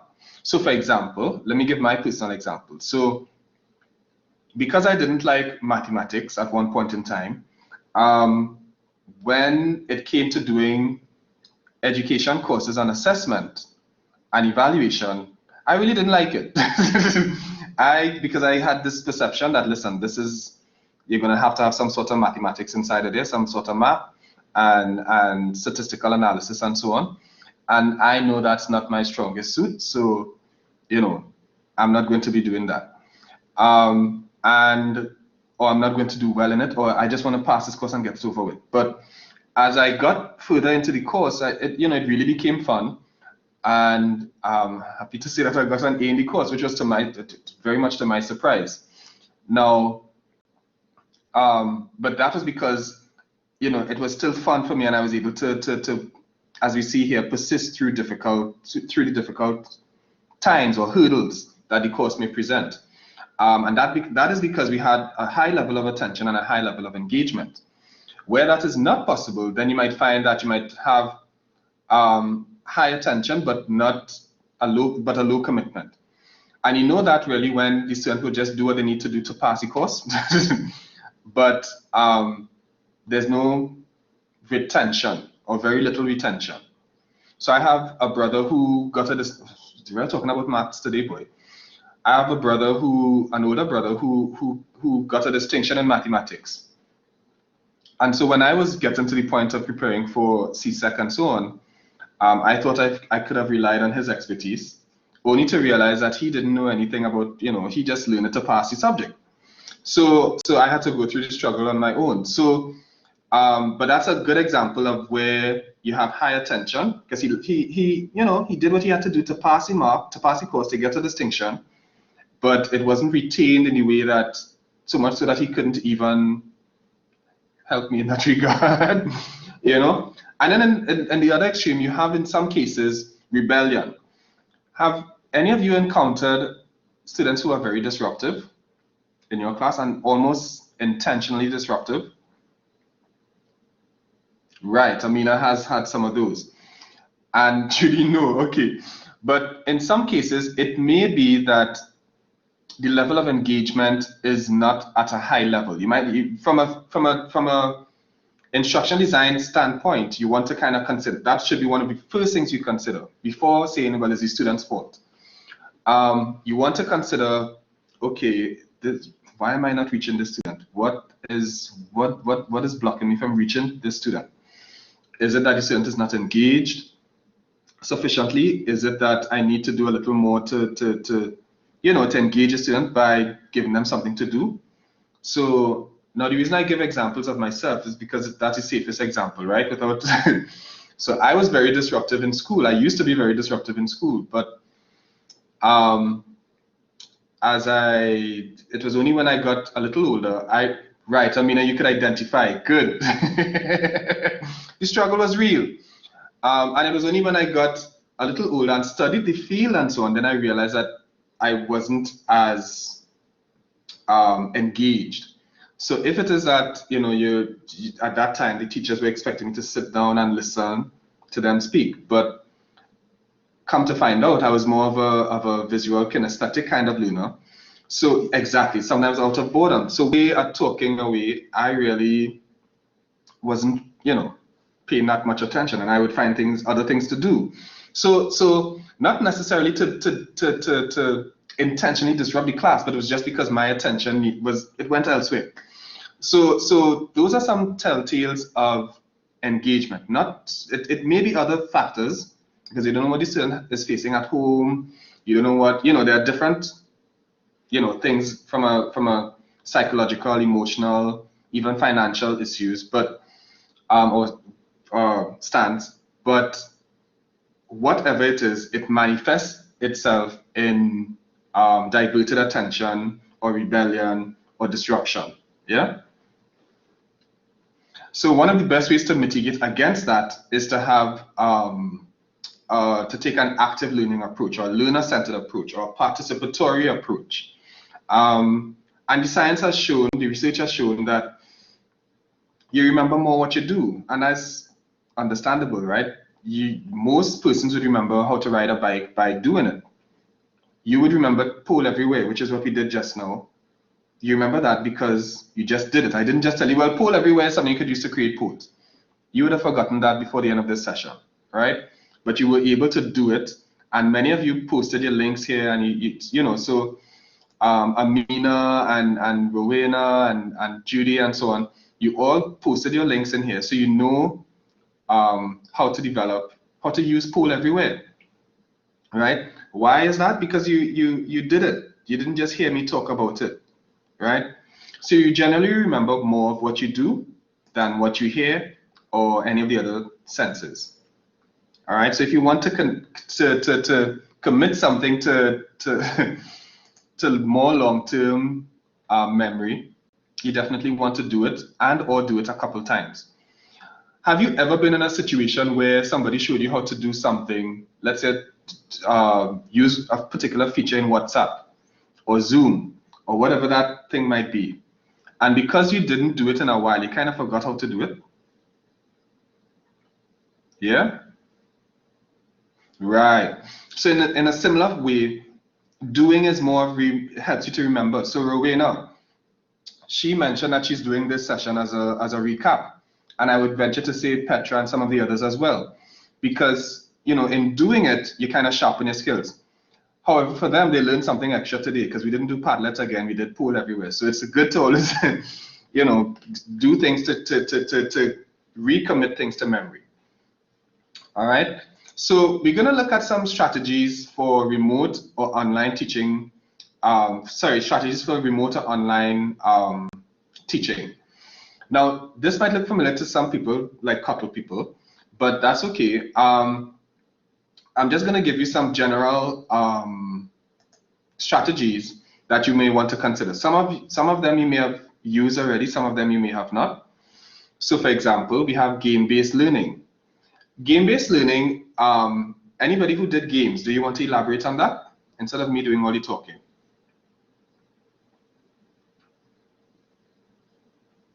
Anybody? What is a game-based learning approach?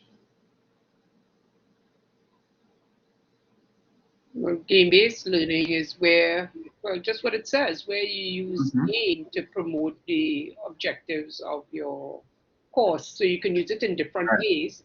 You can use it like assessment, you know, which is how a lot of people use it. So they teach something and then they turn play a game which is competitive and has points and whatnot, and through that you can assess what they've learned. But you could also use it to develop a concept, like if you do a game on the environment or on pollution, like if you have an interactive board game or a traditional board game, and through going through the choices on the game, they learn about the environment. Right, exactly. And that's on point right there. And Nicholas gave a good example of Kahoot. Kahoot is a game-based learning platform. All right, and now we have a workshop, a workshop coming up sometime soon on game-based learning. We did it before and a couple times, and we're gonna bring it back, and then of course it'll be a two-part series. So we're gonna look at a couple different games. Monopoly, yes, and I would even venture to say that would be good for Darren and economics as well, I'm assuming, Darren. So you have all these games that would make the learning fun, and also think of it, help change the perception or the misconceptions or the apprehensions that students may have with regard to your course. Yeah? The flipped approach. The flipped approach is where students will go and go and do the necessary reading, and then when they come into class, it's filled with activities. So you have notice actions, you're doing things, right? Role play, that's another example. They might be able to demonstrate something, whether it's pre-recorded or not, so synchronous, asynchronous. They might be able to demonstrate how to test different soils, now it's big on geography, so excuse me, right? How to assess or describe certain different settlements. They might create a whole screencast on that. So you give them things that they have to do. If it's atmospheric science, you might give them some sort of role play. If they have to be a weather reporter and all these different things. So, and it doesn't even have to be geography related. It could be with of course, education, mathematics, econ, you name it. There's always a way you could get students to be highly engaged, all right, through role play. Collaborative, that's also another one. A webquest. Now, one of the activities I designed for you today was to be a bit of both collaborative and a webquest. I think I'm still going to do it because, okay, we'll do it very quickly. So what I'm going to do is put you into groups of, just one sec. I'm going to put you in now it's very short. You don't have to take too long. And we might probably just go about 5-10 minutes over, just letting you know. But what we're going to do is go into some group work, all right? All you have to do, we have 3 different approaches here: active learning, cooperative learning, inductive teaching and learning, and experiential learning. So I'm going to assign you randomly to groups. So you can, I'll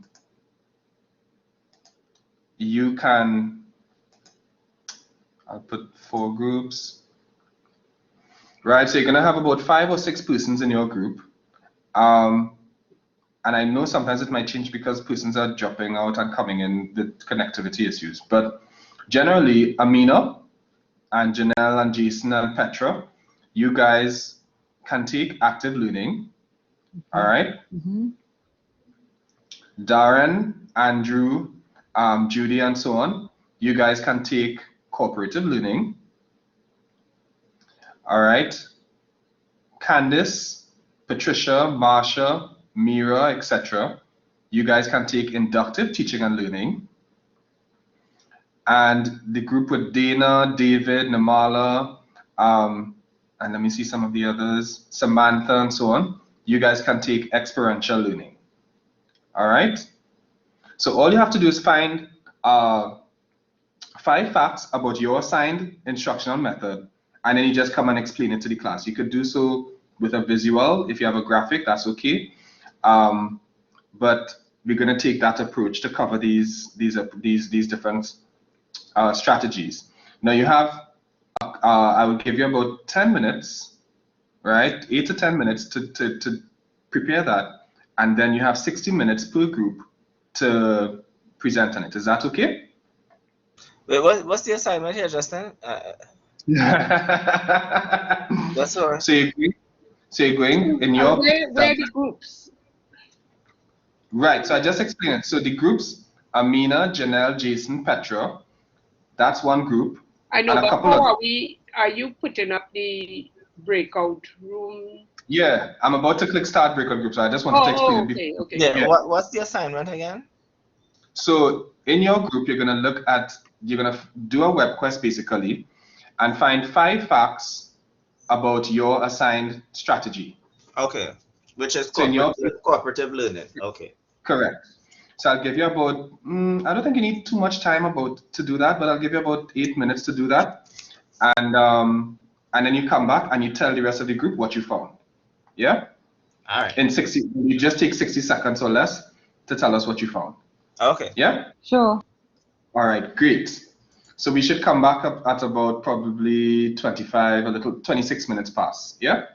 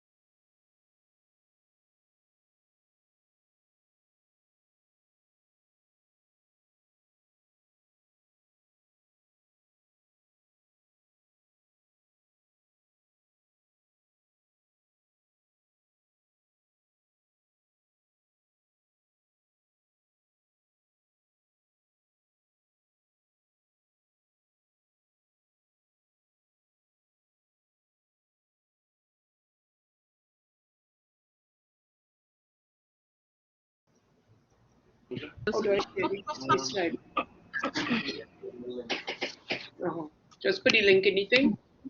All right. Oh, they're back out already. Yeah, welcome back, everybody. Welcome back. So I give you an extra minute there to kind of extra 2 minutes to kind of wrap things up. So yeah, I'll put it inside there. So let's get straight into it. Group 1 for active learning. I don't know who's your spokesperson, if you have any visuals you want to share. Yes, Samantha. Yeah. Samantha. All right, so I'll make Samantha presenter. 1 sec. All right, Samantha, you're a presenter, so you go right ahead. You could take over. Thank you.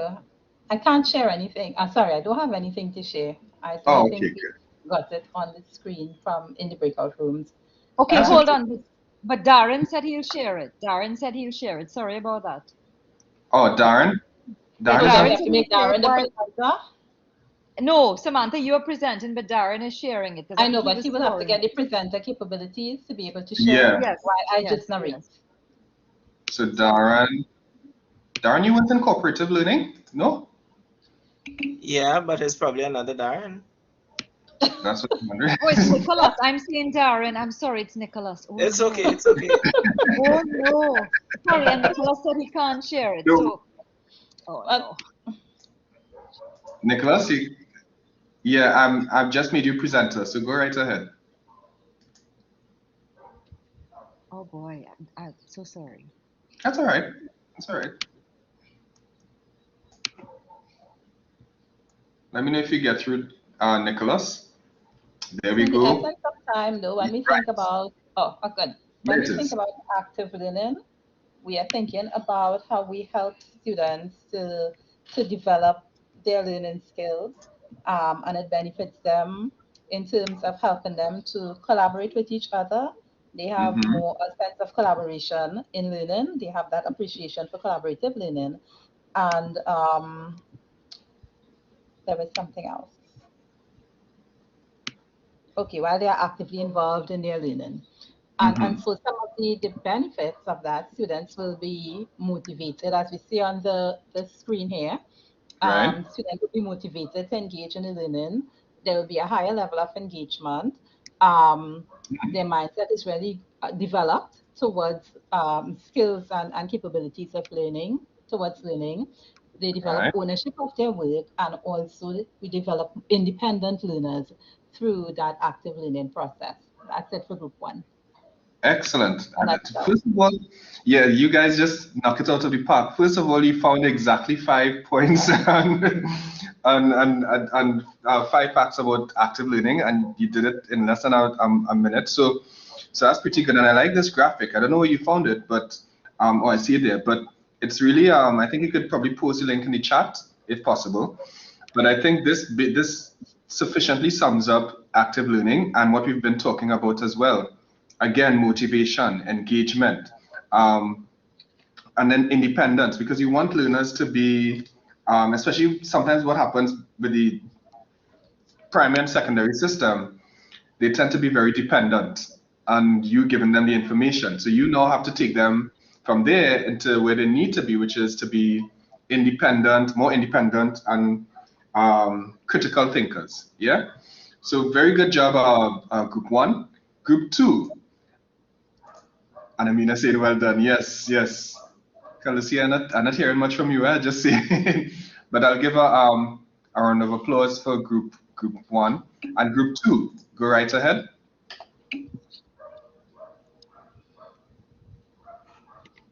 You could let me know if you need anybody to present. Who's your spokesperson? If you need presenters, privileges, and so on. Group 2. That's a group with Darren and company.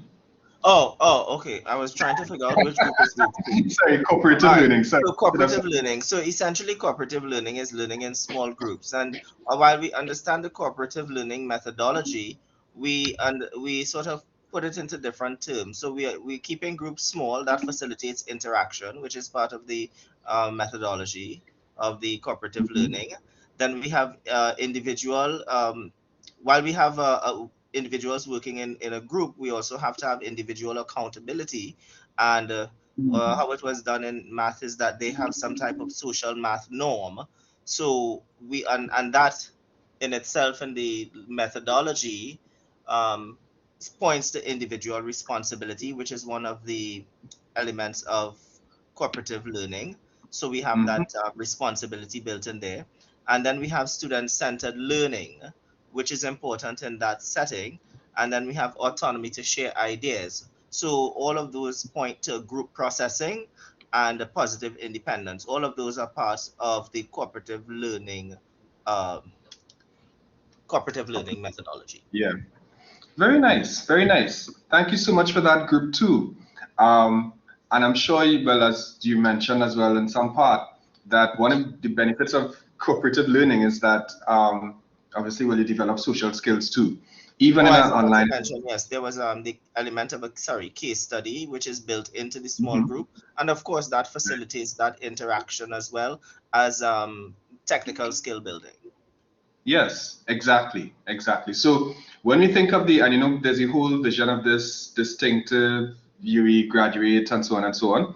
Really, you could help mold that graduate using this collaborative approach, you know, or this cooperative approach.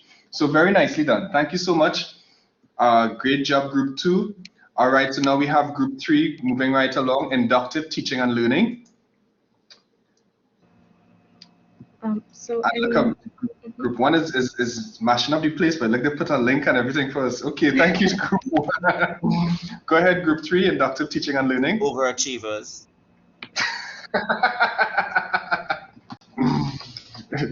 Go ahead. Inductive teaching and learning encourages student participation and builds natural curiosity in students, helping them to develop a scientific mindset approach and promotes learning by a doing approach. The induction method, unlike the deductive method, is considered more of a bottom-up approach, and it challenges students to formulate their own beliefs or concepts by examining all of the evidence provided and recognizing the patterns in the data to arrive at their solutions. So it's a form of teaching where students are free to form their own hypotheses about what they are learning and how to learn it. And this thinking starts with specific observations or facts, and then it works to find a generalized conclusion that explains these facts. And it is one type of reasoning that builds the conclusions from the observations. I think it's also important to note, though, that a side con of this type of learning is that if your observations are incorrect, then your hypothesis will also be incorrect. So, yeah. I don't know if anybody else in the group has anything else to add. I think you did a great job. Good job. Okay. I think you did a great job. You kind of gave us it in a nutshell. So, of course, you know, students have a particular challenge or problem or whatnot, and they now have to find a way to solve that problem, basically speaking. So of course, through some sort of inquiry-based approach and that kind of thing. So, and you see how it's similar here. Hopefully, you guys are starting to see the common thread amongst each method or strategy here. We started with active learning, where it's more hands-on, it's more, you know, doing. And then we extended that to cooperative learning, which is more not just you doing, but you doing with others and really solving things. And then, of course, inductive teaching, again, solving things, brainstorming with others even, taking that approach. So yes, and now we go to group 4. So thank you so much for that, group 3. And we go straight into group 4 with experiential learning. Take it away, group 4.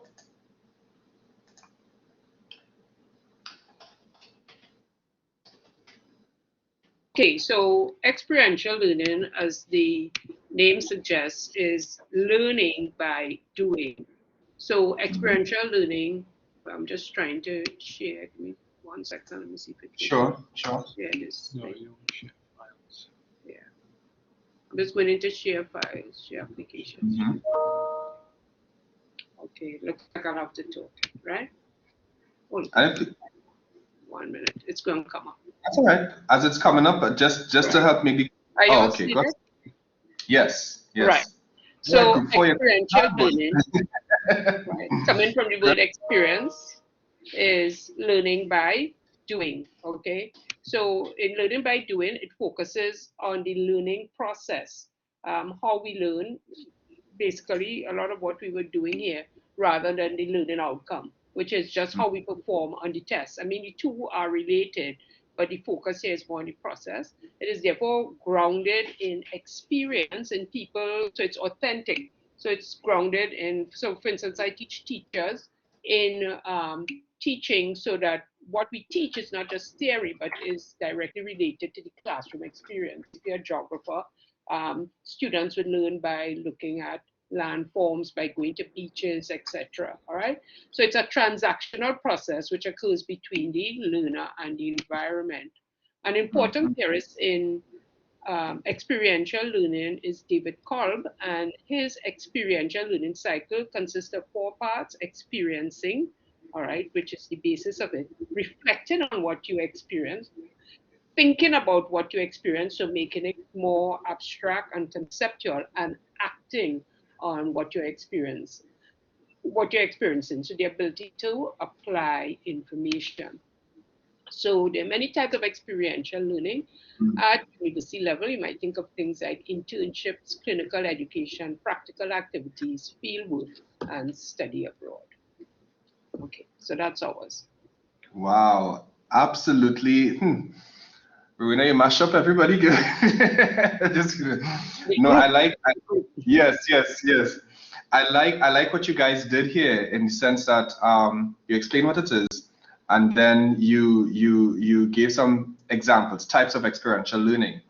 And if you connect it, try to again find the common thread. Experiential learning, as Rowena rightfully said, is active learning, but you could probably see it as active learning on steroids, because it's I wouldn't say much more engaging, because that is active learning, but it's more systematic.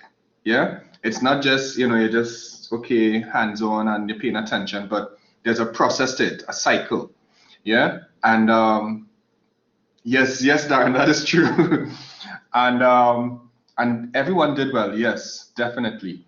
And so I like these examples you gave, because these are things that you could incorporate throughout different fields and programs. So those of you here, I mean, you're looking at this internships that could go well with the economics and the mathematical side of things. Field work could do just the same. Clinical education and that sort of thing for the medical sciences and so on. And so all of this is really, it's really learning by doing, and not just learning by doing, but learning through experience. As you say, that experience is one of the best teachers. So so very, very good job, group 4, and all of the groups. Yes, I like where you're thinking, Nicholas. If you really want to remember in the long term, you definitely want to take a more experiential approach, right? I remember, again, for me in geography, I initially I liked geography, but I wasn't totally, blown away by it, until we had, because to me, I like some of these things. I like the human economic geography, and then, but the physical, chemical kind of thing, I wasn't too much into that. But when we had a field trip and we went to really implement what we were taught, to analyze settlements and the settlement patterns and things that you're looking to evaluate on a settlement or settlements. Then we went to the coastal environment, Columbus Channel, and you look at the landforms and so on there. And so geography became, I was hooked, and so but that couldn't have happened with just me reading out of the textbook, because it really didn't stand out to me. Likewise, Judy said a lab project. Now you see, well, of course I know, Judy, we know why labs are so important, because it's an experiment, but it's an experiment in the sense to it's experiential. It's not just an experiment, you know what I mean? So definitely, when we see labs in some of these assessments and so on, we are very happy. I mean, I'm talking we as in ACWAC and some of these other boards, because labs are a way of getting that practical aspect of it. I know social work, for example, they have practicals every week and so on. So definitely some of the most powerful approaches as we covered here. So thank you so much for that, Rowena and the group 4 and all of the groups. You guys did an amazing job in such a short time. I mean, this is definitely a good example of fast facts, because it is meant to be a quick activity, and you could feel free to use it in your context. Now, what are some things that stood out to you here? I don't think I need to recap that because I think you guys did a great job, but some of the things that stood out here, we use a collaborative approach. We use a web-based or inquiry-based approach because you had to, first of all, you were working in groups, breakout rooms. Then you had to go and search online to find different bits and pieces of information and so on. We use an interactive approach, so you had to interact with each other.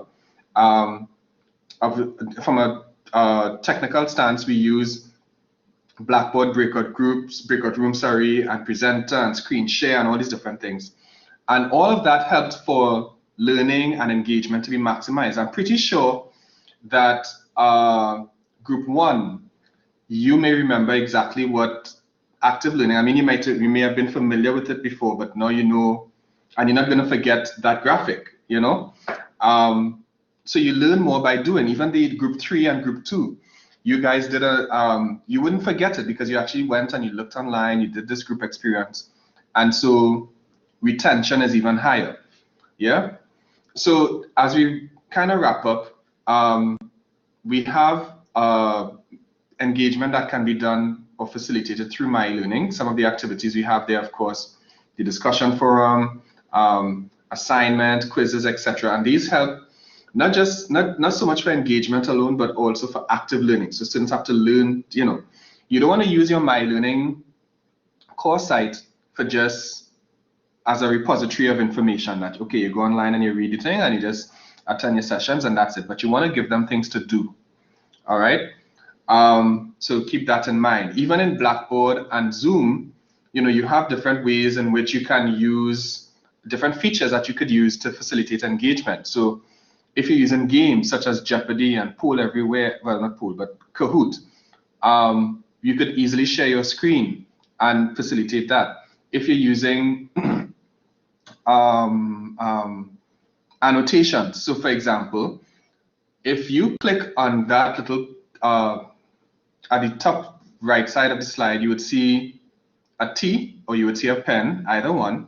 If you click on that, you can easily click on it and click anywhere on the slide and start typing. So if I were to give a graphic and I ask you to, right, there we go, and I ask you to identify which one do you use most, you might probably put an underline or a tick or draw an arrowhead or some kind of thing to indicate which of these activities for engagement, activities you use for engagement. But this is something that I always like to do, using annotations, because it's a very quick way to let students label illustrations. So if I have a graphic of the water cycle, I would ask students to, okay, label where condensation occurs, where, you know, surface runoff and all these different things. So you feel free to think like that. You know, and it's not just drawing and so on or sketching, but you could also type. Yeah, somebody's moving my PowerPoint now, but you could also type. All right, and so that helps as well. So yeah, so you don't have to move my PowerPoint too much, but it's just to give you an idea, because I wouldn't be going through all the things here. I just have these things in case questions are asked. But you definitely want to consider annotations, allowing students to present like what you did just now, giving them presenters privileges so they can take more of an active role in their sessions, in the sessions that you are facilitating. Remember, you are the guide on the side, not the sage on the stage. Right, Rowena, I like that. I like that, to choose a color and so on. that represent themselves. Yes, I like that. Very good.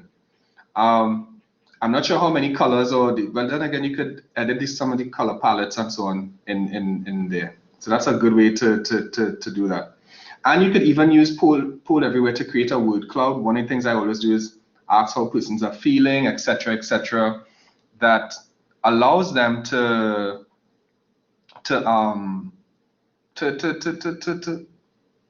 do it through a word cloud and poll everywhere.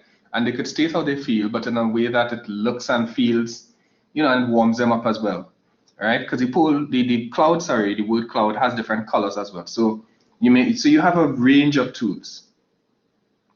Yes, yes. Justin, I like that. I know you introduced us to poll everywhere, but wasn't there a word cloud application that we had used in the Cuttle course? Yes, yes. So you could do it through poll everywhere, and you could also, in terms of word cloud, and you can also do it through Answer Garden. Let me just put that link in there. You just go to answergarden.com, and that will allow you to do the same thing. But in poll everywhere, it's a little more animated. Let me say it like that.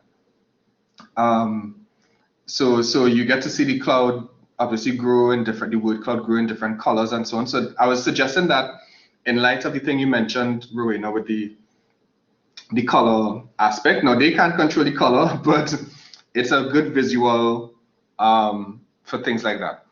Who Wants to Be a Millionaire and some of those other things, those are games that remember we mentioned game-based approaches.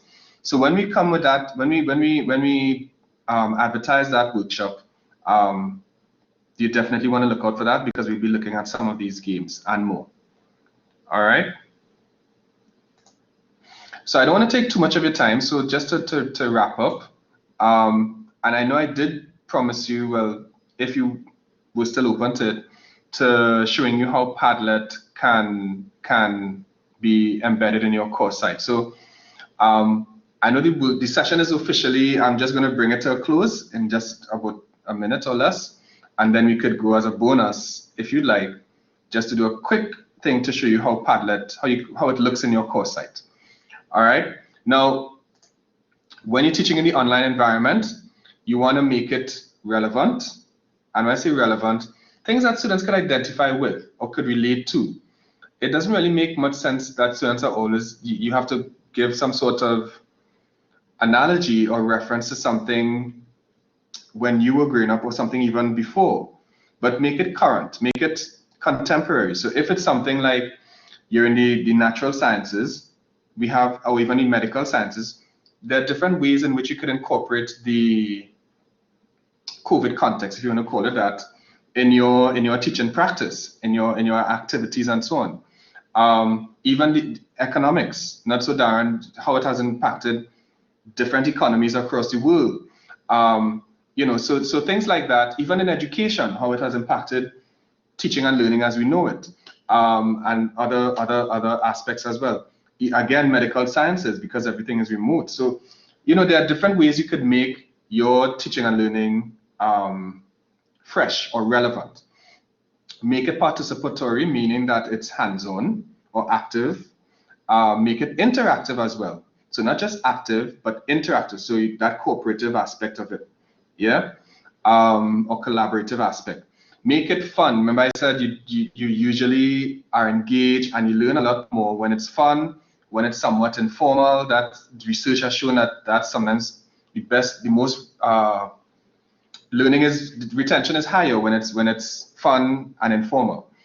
And make it memorable. Well, once it's fun, it's usually memorable. So, and that hinges on retention. So those are some 5 tips I just wanted to give you as we bring this session to a close. Any other questions you may have?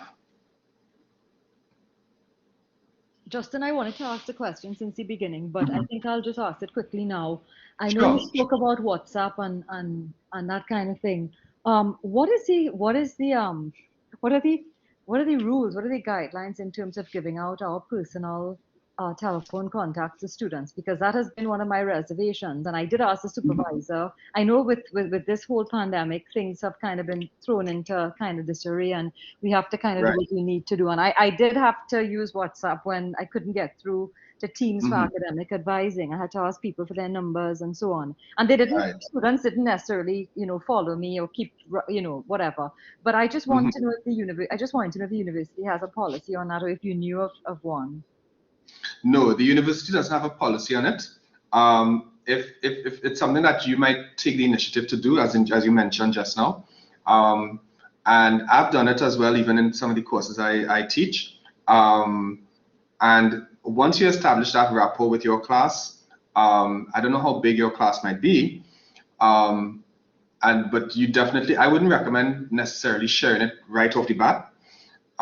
If you have that after the first two sessions, for example, and you feel comfortable enough to share your number, by all means, you could do that. Now, in terms of any concerns or the apprehension, of course, you might be wondering if people will share your number and that sort of thing, correct? Yes.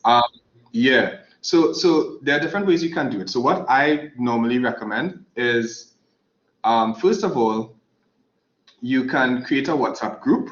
That's normally how I would use it, a WhatsApp group that is specifically for the course. So students can ask questions there and get a direct response, because one of the advantages of WhatsApp is you could share any quick material like a document and so on, or you could respond to any queries they may have. Yes.